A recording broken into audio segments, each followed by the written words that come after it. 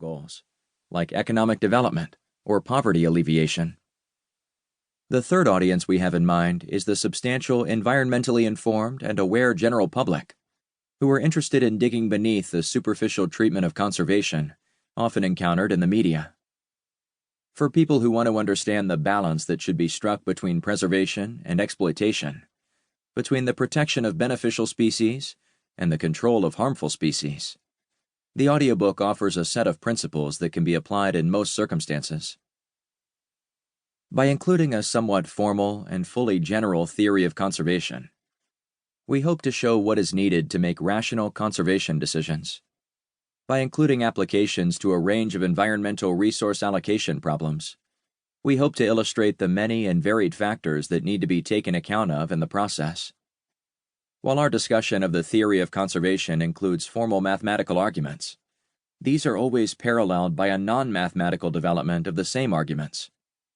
We hope that listeners will be able to select the approach that best suits them. The first draft of the audiobook was largely written while we were on sabbatical in Italy and Greece in 2018, and we thank our hosts in Siena and Volos, Simone Borghese and George Halkos, for the opportunity to work in such congenial environments.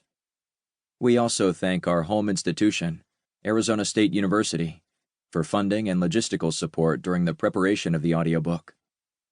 Our thinking has been influenced over the years by many wonderful people, too numerous to mention here. You know who you are, and we thank you. Finally, the audiobook is the culmination of many years of work on different aspects of the conservation problem, undertaken with the support of a range of funding agencies.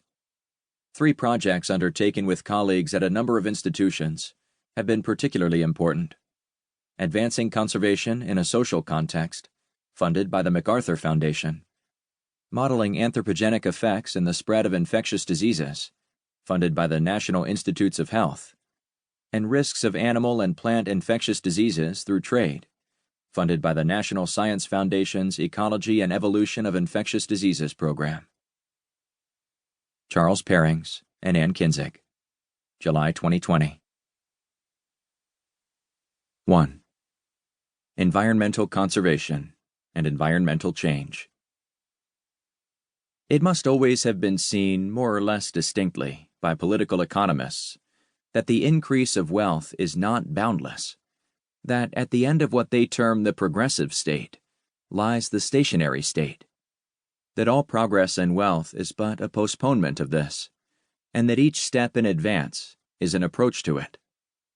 The richest and most prosperous countries would very soon attain the stationary state, if no further improvements were made in the productive arts, and if there were a suspension of the overflow of capital from those countries into the uncultivated or ill-cultivated regions of the earth. John Stuart Mill, Principles of Political Economy, 1848.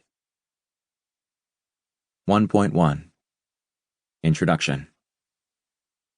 In the 5th century BC, Heraclitus of Ephesus observed that the only constant in the universe is change, and yet to manage change, people have ever felt the need to hold some things constant.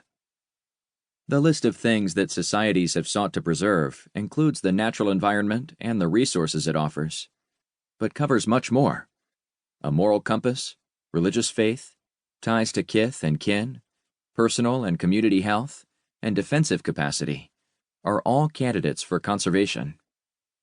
The factors that people need to take account of in making conservation decisions about such things are always the same.